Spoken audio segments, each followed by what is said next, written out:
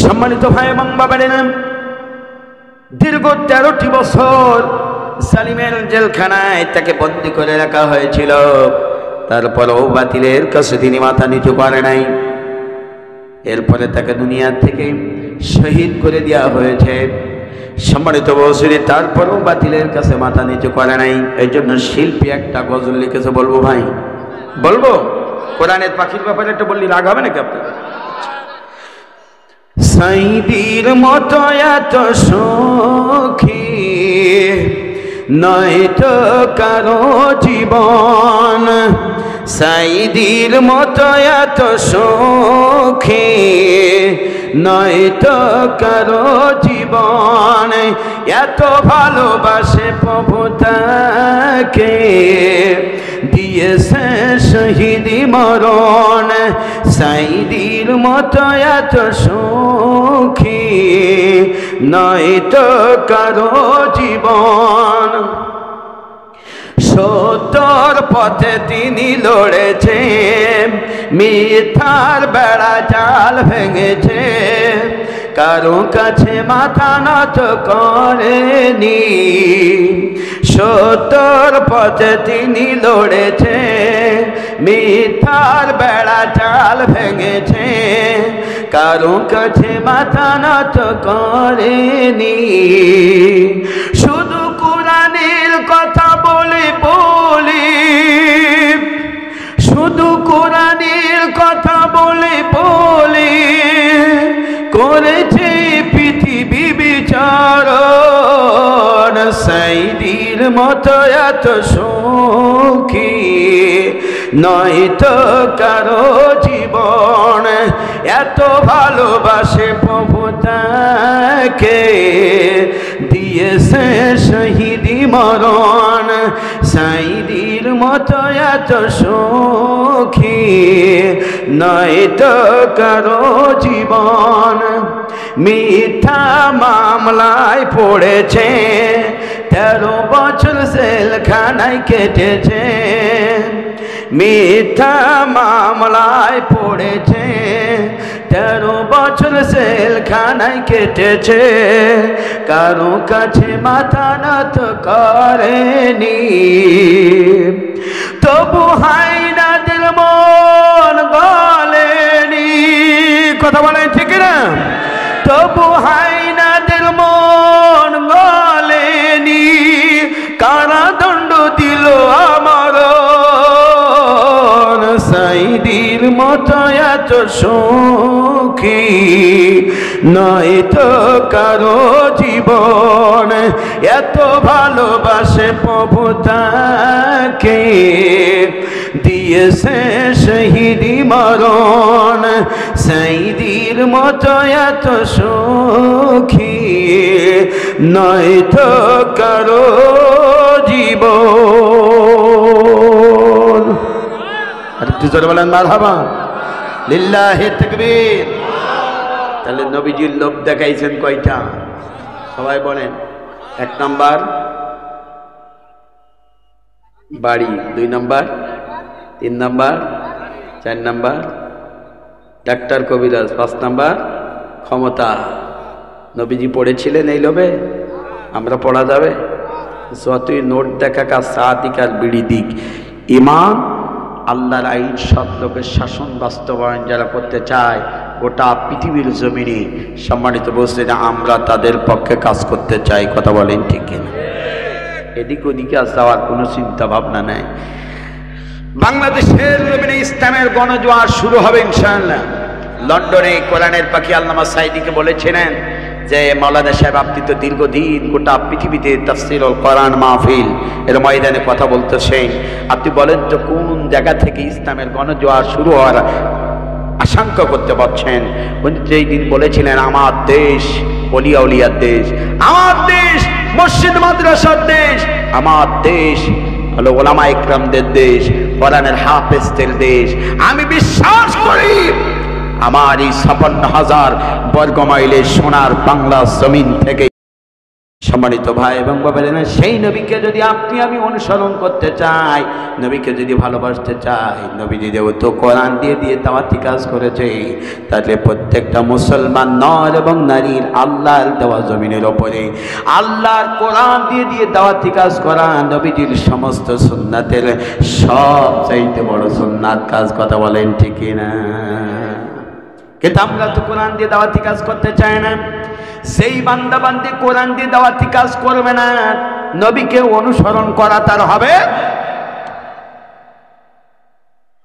ও আমার বন্ধুরা, আল্লাহ পাক জানিয়ে দিয়েছেন, শোনো শোনো নবীজি, तमाम पृथिवीर मानुषेरा যেই সময় তুমি কোরআন দিয়ে দাওয়াতি কাজ করবা, দিন বিজয়ের আন্দোলন করবা, দিনের পথে মানুষদেরকে আহ্বান করবা, সেই সময় লক্ষ্য করে দেখা যাবে तमाम পৃথিবীর মানুষেরা তোমার ব্যাপারে ষড়যন্ত্রের জাল নকশা তৈরি করবে। সেই সময় আল্লাহ পাক জানিয়ে দিলেন, শোনো না, আল্লাহু ইয়াসিমুকা মিনান নাস, तमाम পৃথিবীর মানুষেরা যদি তোমার ব্যাপারে ষড়যন্ত্রের জাল নকশা তৈরি করে, আমি আল্লাহ তাআলা জানিয়ে দিলাম तमाम পৃথিবীর মানুষের সমস্ত ষড়যন্ত্রের জাল নকশা থেকে এই পৃথিবীর কেউ তোমাকে রক্ষা করবে না, আমি আল্লাহ তাআলা নিজেই তোমাকে রক্ষা করব। জোরে বলেন সুবহানাল্লাহ। নবীকে আল্লাহ রক্ষা করেছেন, সেই নবিয়ানা কাজ এই পৃথিবীর জমিনে যারা করবে তাদের ব্যাপারেও দুষ্কৃতি ষড়যন্ত্র যদি হয়, আল্লাহ যেভাবে নবীকে রক্ষা করেছে, বর্তমানে যারা দাইল আল্লাহর কাজ করবে, আল্লাহর কোরআন দিয়ে দাওয়াতি কাজ করবে, আল্লাহর দেওয়া জমিনে দিন বিজয়ের আন্দোলন করবে, কোরআনের সমাজ বাস্তবায়ন করানোর জন্য চেষ্টা করবে, তাদেরকেও আমার আল্লাহ পাক নিজেই রক্ষা করবে। কথা বলেন ঠিক না? এই জন্য দিন বিজয়ের কাজ করা লাগবে।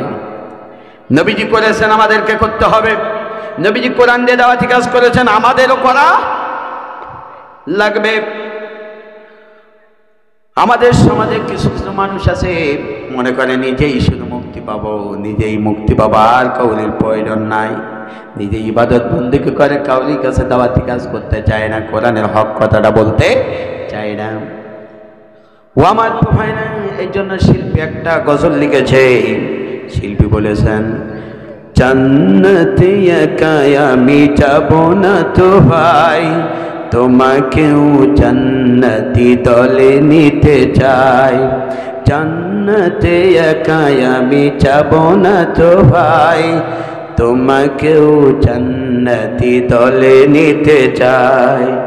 এখনো যারা পাইনি দাওয়াত কোরআনের এই মিছিলে, এখনো যারা পাইনি দাওয়াত কোরআনের এই মিছিলে, শুনিয়ে দেই চলো সত্যবাণী, পথ বাতলে দেই আমলে, বলে দেই বুকে টেনে জান্নাতে একা আমি যাব না তো ভাই, তোমাকেও জান্নাতি দলে নিতে চাই, জান্নাতে একা আমি যাব না তো ভাই, তোমাকেও জান্নাতি দলে নিতে চাই। কথা বলেন ঠিক না? সম্মানিত ভাই এবং বাবাজিরা, চলে যান। নবীজি দিন বিজয়ের কাজ করেছে, কোরআন দিয়ে দাওয়াতি কাজ করেছে। 40 বছর পর্যন্ত মক্কার মানুষের দ্বারে দ্বারে নবীজি গিয়েছেন, মানুষের ভাগ্য পরিবর্তন করতে পারেন নাই। নবীজি যেই আল্লাহর কোরআন দিয়ে দাওয়াতি কাজ শুরু করেছে, 40 বছর পরে মক্কার কাফের বেঈমানদের কাছে নবীজি আর আলামিন থাকতে পারেন নাই, জাতির কাছে তখন শত্রুতে পরিণত হয়েছে। কথা বলেন ঠিক না? সম্মানিত ভাই এবং বাবারা, বিশ্বনবী জনাব মুহাম্মদ রাসূলুল্লাহ সাল্লাল্লাহু আলাইহি ওয়াসাল্লাম নবীজি আমার যখন দিন বিজয়ের আন্দোলন করেছেন, দিন বিজয়ের কাজ করেছেন, কোরআন দিয়ে দাওয়াতি কাজ করেছেন, ও আমার ভাই এবং বাবারা, কাফের বেঈমানরা তখন নবীজির এই কণ্ঠের আওয়াজ শুনে, দার্স শুনে, খুতবা শুনে, বক্তৃতা শুনে, আমার প্রিয় বন্ধুরা কথা শুনে শত শত অমুসলিমরা হলো, কাফের বেঈমানরা হলো, কালেমা পড়ে মুসলমান হয়েছে, মুসলমানদের সংখ্যা বৃদ্ধি পাওয়া শুরু হলো, আর কাফের বেঈমানদের সংখ্যা দিন দিন কমে যাওয়া শুরু হয়ে গেল। আমার ভাইয়েরা, কাফের বেঈমানরা তখন সিদ্ধান্ত নিলেন মুহাম্মদ সাল্লাল্লাহু আলাইহি ওয়াসাল্লামের এই দাওয়াতি কাজকে বন্ধ করে দিতে হবে, দিন বিজয়ের আন্দোলনকে বন্ধ করে দিতে হবে। ওরা তখন এই চক্রান্ত করল। সম্মানিত ভাই এবং বোনেরা, কিভাবে বন্ধ করে দেওয়া যায়? এই জন্য নবীজি তৎকালীন সময়ে কাফের বেঈমানরা আল্লাহ রাব্বুল আলামিনের নবীকে 5টা জিনিসের লোভ দেখাইছিল। জোরে বলেন কয়টা? আরো জোরে। আজকের মাহফিলের প্রধান বক্তা জনাব হযরত মাওলানা সাদিকুর রহমান আজহারি ভাই আজকের মাহফিলের স্থানে পৌঁছিয়েছেন। আলহামদুলিল্লাহ বলেন। চলে এসেছেন, জাস্ট টাইমে মঞ্চে আসবেন। যারা বাইরে দাঁড়িয়ে আছেন, এদিক ওদিকে ঘোরাফেরা করছেন, আমি মনে করি আক্কেলপুরের মাটি ইসলামী আন্দোলনের ঘাঁটি। কথা বলেন ঠিক কিনা? আক্কেলপুরের মানুষ হলো কোরআন প্রিয় মানুষ, ইসলাম প্রিয় মানুষ, আল্লাহ দ্বীন প্রিয় মানুষ। যারা এদিক ওদিকে ঘোরাফেরা করছেন, মেহেরবানি করে আপনারা প্যান্ডেলের ভিতরে প্রবেশ করুন। আল্লাহ আপনাদের সকলকে আসার তৌফিক দান করুক। বলেন আমিন। আরেকটু জোরে বলেন আমিন। ও আমার ভাই এবং বোনেরা, বিশ্বনবী জনাব মুহাম্মদ রাসূলুল্লাহ সাল্লাল্লাহু আলাইহি ওয়াসাল্লামের দাওয়াতি কাজকে বন্ধ করে দেওয়ার জন্য কাফের বেঈমানরা নবীজিকে 5টা জিনিসের লোভ দেখালো। নবীজিকে প্রথম নাম্বার প্রস্তাব দিল তারা, ও আব্দুল্লাহর বেটা মুহাম্মদ সাল্লাল্লাহু আলাইহি ওয়াসাল্লাম, তোমার তো ভালো কোনো বাড়ি ঘর দর নাই, আমরা একটি কাজ করবো, তুমি দিন বিজয়ের কথা যদি বন্ধ করো আর কোরআন দিয়ে যদি দাওয়াতি কাজ বন্ধ করে দাও, তাহলে আমরা একটি কাজ করবো, মক্কা মদিনার ভিতরে সবচেয়ে সুন্দর দেখে একটা তোমার বাড়ি বানিয়ে দেব। শর্ত হলো তুমি দিন বিজয়ের কথা বলতে পারবে না, কোরআন দিয়ে দাওয়াতি কাজ করতে পারবে না। আল্লাহ রাব্বুল আলামিন নবীজি জানিয়েছিলেন, বাড়ি আমার প্রয়োজন নাই, গোটা জমিটা আল্লাহ পাক আমার উম্মতদের জন্য বাসস্থান তৈরি করে দিয়েছেন। যারা বলেন সুবহানাল্লাহ। নবীজি বাড়ির লোভ দেখেন নাই, নেন নাই। নবীজিকে 2 নম্বর প্রস্তাব করে দিল, মক্কা মদিনার ভিতরে সবচেয়ে ভালো একটা যানবাহনের ব্যবস্থা তোমার জন্য করে দেওয়া হবে, গাড়ির ব্যবস্থা করে দেওয়া হবে, কিন্তু শর্ত হলো, ও আব্দুল্লাহ বেটা মুহাম্মদ সাল্লাল্লাহু, তুমি দিন বিজয়ের কথা বলতে পারবে না, কোরআন দিয়ে দাওয়াতি কাজ করতে পারবে না। আল্লাহ রাব্বুল আলামিন নবীজি বললেন, গাড়ি আমার প্রয়োজন নাই, আল্লাহ পাক আমার যে 2টা পা দিয়েছে এটাই হলো আমার জন্য সবচেয়ে উত্তম যানবাহন। যারা বলেন সুবহানাল্লাহ। নবীজিকে 3 নাম্বার তারা প্রস্তাব দিলেন, মক্কা মদিনার ভিতরে সবচেয়ে সুন্দরী নারী তোমার জন্য ব্যবস্থা করা হবে যদি তুমি কোরআন দিয়ে দাওয়াতি কাজ বন্ধ করে দাও। আল্লাহ রাব্বুল আলামিনের নবীজি বলেছিলেন, নারী আমার প্রয়োজন নাই, কারণ মুমিন যারা হবে, ইমানদার যারা হবে, আল্লাহ ওয়ালা বান্দা বান্দি যারা হবে, তারা নারী লোভী হতে পারে না। নারী লোভী হবে তারা গোটা পৃথিবীর জমিনে জালেমের গোষ্ঠী যারা। কথা বলেন ঠিক না? নবীজিকে লোভ দেখানো হলো, নারী দেওয়া হবে, নবীজি বললেন প্রয়োজন নাই। 4 নম্বর নবীজিকে প্রস্তাব দেওয়া হলো, শোনো শোনো আব্দুল্লাহর বেটা মুহাম্মদ সাল্লাল্লাহু আলাইহি ওয়াসাল্লাম, 40 বছর পর্যন্ত তোমার দেহটা ভালো ছিল, শরীরটা ভালো ছিল, কিন্তু 40 বছর পরে এসে বাপ দাদার ধর্মকে সুনকালিমা খায়া অন্য ধর্মকে তুমি প্রতিষ্ঠিত করতে চাও, তাহলে আমাদের মনে হয় 40 বছর পরে এসে তোমার মেন্টালের অবস্থা ভালো নাই, তোমার রোগ এসেছে দেহে। এই রোগ সারানোর জন্য মক্কা মদিনার ভিতরে সবচেয়ে ভালো ডাক্তার আমরা ম্যানেজ করব, কিন্তু শর্ত হলো তুমি দিন বিজয়ের কথা বলতে পারবে না।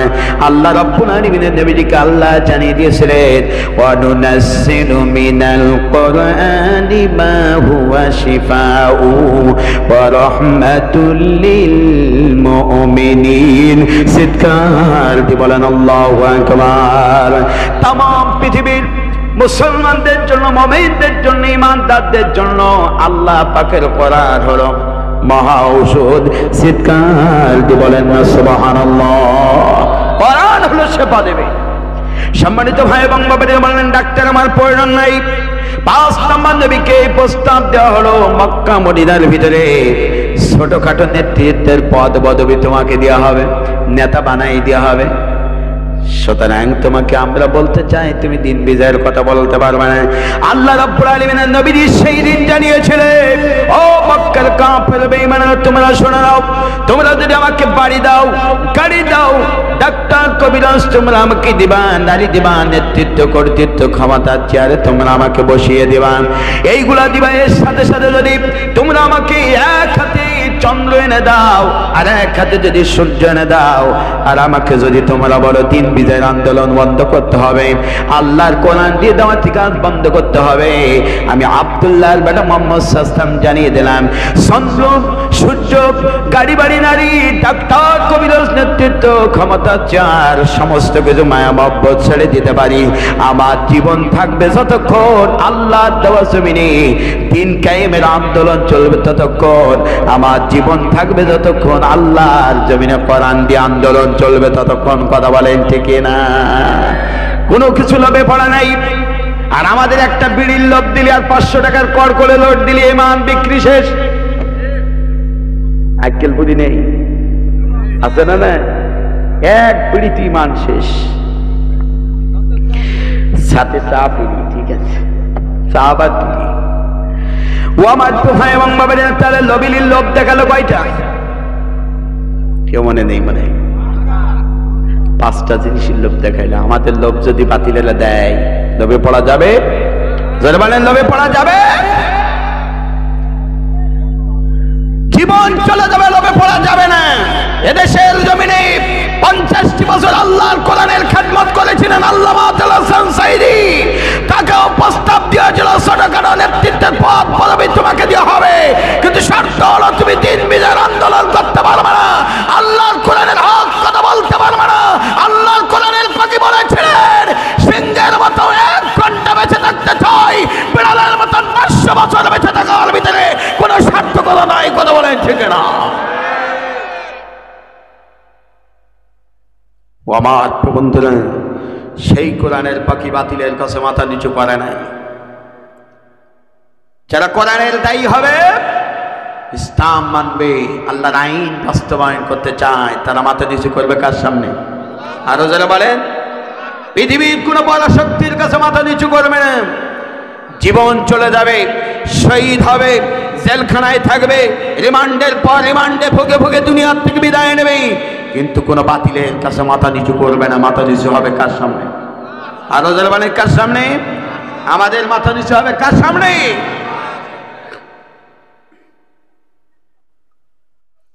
সম্মানিত ভাই এবং বাবারা, দীর্ঘ 13টি বছর সালিমের জেলখানায় তাকে বন্দী করে রাখা হয়েছিল, তারপরেও বাতিলের কাছে তিনি মাথা নিচু করে নাই। এরপরে তাকে দুনিয়া থেকে শহীদ করে দেওয়া হয়েছে।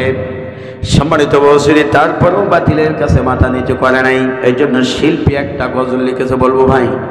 বলবো? কোরআনের পাখির ব্যাপারে একটা বললি রাগ হবে নাকি আপনাদের? সাইদির মতো এত সুখী নয় তো কারো জীবন, সাইদির মতো এত সুখী নয় তো কারো জীবন, এত ভালোবাসে প্রভু তাকে দিয়েছে শহীদি মরণ, সাইদির মতো এত সুখী নয় তো কারো জীবন। সত্যর পথে তিনি লড়েছে, মিথ্যার বেড়া জাল ভেঙেছে, কারো কাছে মাথা নত করেনি। সত্যর পথে তিনি লড়েছে, মিথ্যার বেড়া জাল ভেঙেছে, কারো কাছে মাথা নত করেনি।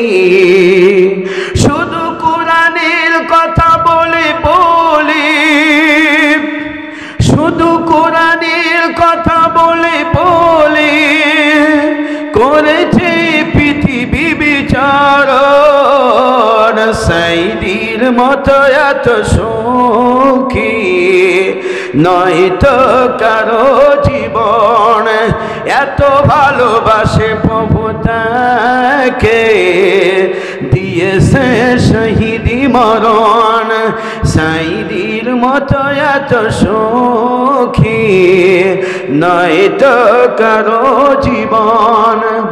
মিথ্যা মামলায় পড়েছে, 13 বছর জেলখানায় কেটেছে, মিথ্যা মামলায় পড়েছে, 13 বছর জেলখানায় কেটেছে, কারো কাছে মাথা নত করেনি,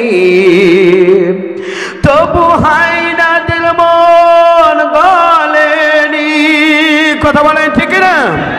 তবু হায়নাদের মন গলেনি, কারাদণ্ড দিল আমার সাইদির মতো এত সুখী নয় তো কারো জীবন, এত ভালোবাসে প্রভু তাকে দিয়েছে শহীদি মরণ, সাইদির মতো এত সুখী নয় তো কারো জীবন। আর একটু জোরে বলেন মারহাবা, লিল্লাহি তাকবীর। তাহলে নবীজির লোভ দেখাইছেন কয়টা? সবাই বলেন। 1 নাম্বার বাড়ি, 2 নাম্বার, 3 নাম্বার, 4 নাম্বার ডাক্তার কবিরাজ, 5 নাম্বার ক্ষমতা। নবীজি পড়েছিলেন এই লোভে? আমরা পড়া যাবে? যতই নোট দেখা কাজ চা দিক আর বিড়ি দিক, ইমাম আল্লাহর আইন সৎ লোকের শাসন বাস্তবায়ন যারা করতে চায় গোটা পৃথিবীর জমিনে সম্মানিত বলছেন আমরা তাদের পক্ষে কাজ করতে চাই। কথা বলেন ঠিক কিনা? এদিক ওদিকে আর যাওয়ার কোনো চিন্তা ভাবনা নাই। বাংলাদেশের জমিনে ইসলামের গণজোয়ার শুরু হবে ইনশাআল্লাহ। লন্ডনে কোরআনের পাখি আল্লামা সাঈদীকে বলেছিলেন যে মাওলানা সাহেব আপনি তো দীর্ঘদিন গোটা পৃথিবীতে তাফসীরুল কোরআন মাহফিল এর ময়দানে কথা বলতেছেন, আপনি বলেন তো কোন জায়গা থেকে ইসলামের গণজোয়ার শুরু হওয়ার আশঙ্কা করতে পারছেন? উনি যেই দিন বলেছিলেন আমার দেশ ওলিয়া উলিয়ার দেশ, আমার দেশ মসজিদ মাদ্রাসার দেশ, আমার দেশ হলো ওলামা ইকরামদের দেশ, কোরআনের হাফেজদের দেশ, আমি বিশ্বাস করি আমার এই ৫৬,০০০ বর্গ মাইলের সোনার বাংলা জমিন থেকেই ইসলামের